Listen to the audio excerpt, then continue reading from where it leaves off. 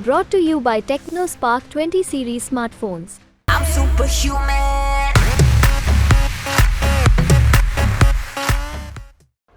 ये द्वीप सुरक्षा की दृष्टि से बहुत महत्वपूर्ण है।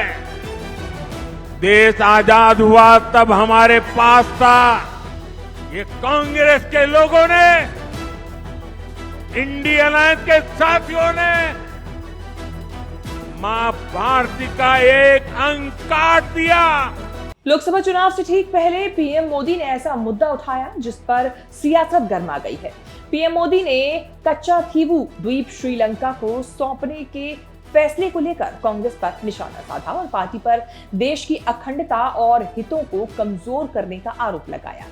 मोदी का यह रिएक्शन आरटीआई की एक रिपोर्ट के बाद आया है, जिसमें खुलासा हुआ है कि कैसे तत्कालीन पीएम इंदिरा गांधी के नेतृत्व वाली कांग्रेस सरकार ने 1974 में कच्चा थीवू द्वीप श्रीलंका को सौंप दिया था। ये द्वीप सुरक्षा की दृष्टि से बहुत महत्वपूर्ण है। देश आजाद हुआ तब हमारे पास था और ये हमारे भारत का अभिन्न अंग रहा है। लेकिन कांग्रेस ने 4-5 दशक पहले कह दिया कि ये द्वीप तो गैर जरूरी है, फालतू है, यहां तो कुछ होता ही नहीं है। और ये कहते हुए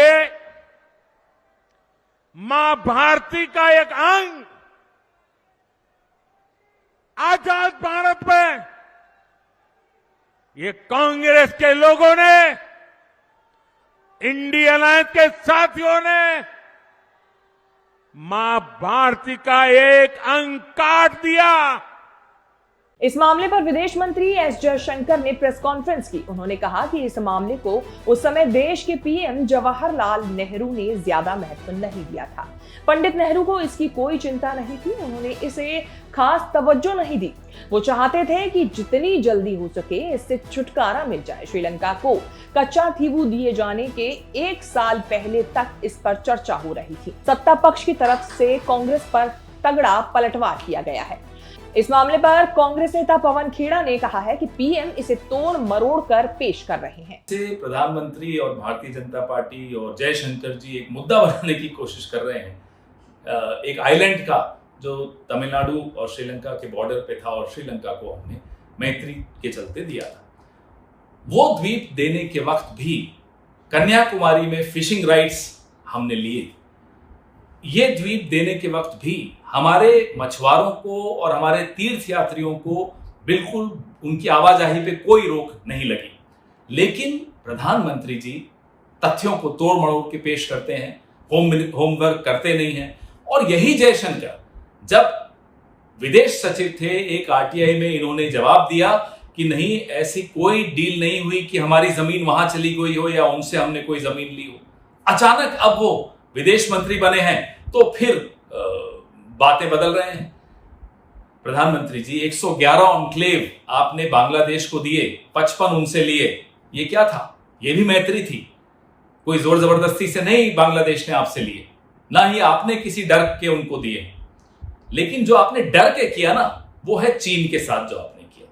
चीन कितने हजारों किलोमीटर अंदर घुस आया। लद्दाख में सोनम वांगचुक लगातार ये मुद्दा उठा रहे हैं। आपके अपने सांसद अरुणाचल के कई बार तापिर गाव जी ये मुद्दे उठा चुके हैं। आंखें बंद करके आपने क्लीन चिट दिया। वो होता है भय, और डर के मारे कुछ दे देना और मित्रता में कुछ दे देना में बहुत अंतर होता है। बताइए 2014 तक इसी द्वीप के आसपास क्या हमारे मछुआरे फिशिंग करने जा पाते थे या नहीं जा पाते थे? अब नहीं जा पा रहे। क्यों नहीं जा पा रहे? आपको जवाब देना है। और आप ये भी बताइए, क्या अब आप युद्ध करेंगे, श्रीलंका से ये आइलैंड वापस लेंगे? जरा जवाब तो दीजिए। बांग्लादेश को जो आपने 111 एन्क्लेव यानी कि 15,000 एकड़ जमीन दी, वो क्या युद्ध करके आप वापस लेंगे? और चीन का क्या करेंगे प्रधानमंत्री जी? लाल आंखें दिखाएंगे। कच्चाथीवू द्वीप वो जगह है जहां तमिलनाडु के रामेश्वरम जैसे जिलों के मछुआरे जाते हैं, क्योंकि भारतीय जल क्षेत्र में मछलियां खत्म हो गई हैं। मछुआरे द्वीप तक पहुंचने के लिए अंतर्राष्ट्रीय समुद्री सीमा रेखा पार करते हैं, लेकिन श्रीलंकाई नौसेना द्वारा हिरासत में लिए जाते हैं, इसीलिए इसकी चर्चा हो रही है। 285 एकड़ की इस जमीन को लेकर अब सियासत हो रही है। दरअसल कच्चाथीवू को लेकर ये रिपोर्ट तमिलनाडु बीजेपी अध्यक्ष के अन्नामलाई द्वारा 1974 में पाक जलडमरू मध्य के क्षेत्र को पड़ोसी देश श्रीलंका को सौंपने के तत्कालीन इंदिरा गांधी सरकार के फैसले पर मिले एक आरटीआई जवाब पर आधारित है। रिपोर्ट में इस मुद्दे पर प्रथम प्रधानमंत्री जवाहरलाल नेहरू की टिप्पणियों का भी हवाला दिया गया है।